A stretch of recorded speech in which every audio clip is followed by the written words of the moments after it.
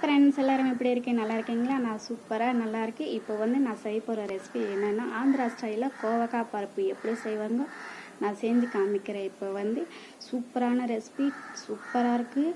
Rice, idli, dosa, chapati எல்லாம் எதுக்கி போட்டுக்கலாம், சாப்பிடலாம், நல்லாயிருக்கும். நீங்கள் ட்ரை பண்ணி பாருங்கள். என் சேனல் பார்க்குறவங்க எல்லாருக்கும் எனக்கு ரொம்ப நன்றி. என் சேனல் சப்ஸ்கிரைப் பண்ணுங்கள், லைக் பண்ணுங்கள், ஷேர் பண்ணுங்கள். தேங்க்யூ. நான் இப்போ வந்து செய்ய போகிற காமிக்கிறேன் உங்களுக்கு. பாய். ஹாய் ஃப்ரெண்ட்ஸ், நான் இப்போ வந்து கோவக்காய் பருப்பு எப்படி செய்கிறேன் ஆந்திரா ஸ்டைலில் செஞ்சு காமிக்கிறேன். கொஞ்சமுண்டு துவரம் பருப்பு, கொஞ்சமுண்டு சிறுபருப்பு துவரம் பருப்பு நல்லா கழுகிக்கணும். இப்போது நல்லா கழுகிட்டேன். சிறுபருப்பு துவரம் பருப்பு ரெண்டு கலந்து தான் போடுறேன் நான். சூப்பரான ரெசிபி. இப்போ வந்து நான் கோவக்காய் சின்ன சின்ன பீசஸ்க்காக கட் பண்ணிட்டேன். பாருங்கள், இந்த மாதிரி கட் பண்ணணும். இப்போ இதில் போடுறேன். அதுக்கப்புறம் 2 தக்காளி, 1 வெங்காயம், 3 பச்சை மிளகாய் போடுறேன். அதுக்கப்புறம் கொஞ்சோண்டு புளி போடணும். கொஞ்சம் தக்காளி போட்டால் அதனால் புளி கொஞ்சம் தான் போடணும். இதில் வந்து இப்போ 2 டம்ளர் தண்ணி ஊற்றணும்.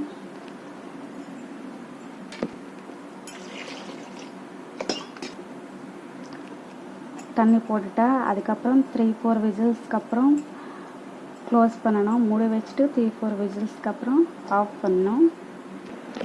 நான் வந்து குக்கரில் போட்டேன். 4 விசில்ஸ் ஃபைனல். 4 விசில்ஸ் வந்த வரைக்கும் இருக்கட்டும்.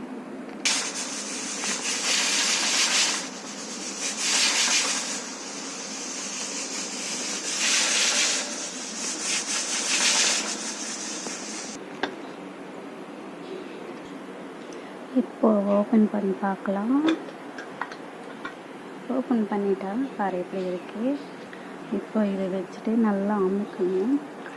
அமுச்சிட்டா தான் பருப்பு நல்லாயிருக்கும், சூப்பராக இருக்கும். பாருங்க, இப்படி தான் அமுக்கணும். அமுச்சு எடுத்ததுக்கப்புறம் நல்லா மெதுசாயிரும். இப்போ தாளிக்கணும். இது பருப்பு இப்போ தாளிக்கணும். நான் எண்ணெய் ஊற்ற போகிறேன். எண்ணெய் ஊற்றிட்டுக்கப்புறம்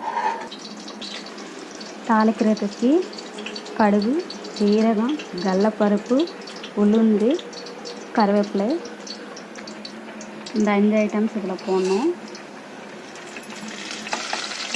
அதுக்கப்புறம் 1 வெங்காயம், காஞ்ச மிளகாய், பூண்டு, இந்த 3 ஐட்டம்ஸ் இதில் போடணும்.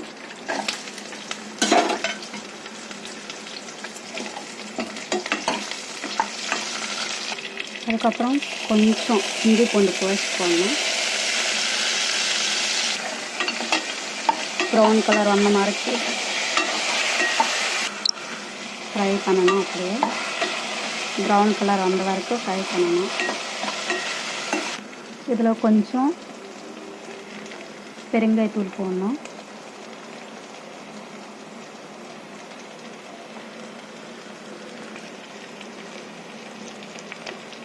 கொஞ்சோண்டு போட்டதுக்கப்புறம்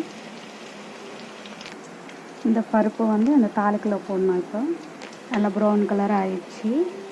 இப்போ வந்து இதில் போடணும்.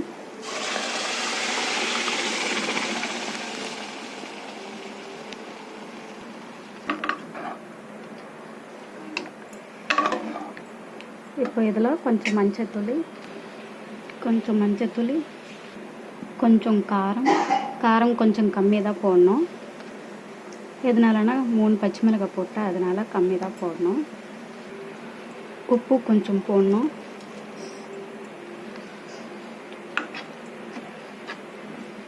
கொஞ்சோண்டு தண்ணி ஊற்றணும். கொஞ்சம் நேரம் இருந்தால் அதுக்கப்புறம் ஸ்டவ் ஆஃப் பண்ணிக்கலாம்.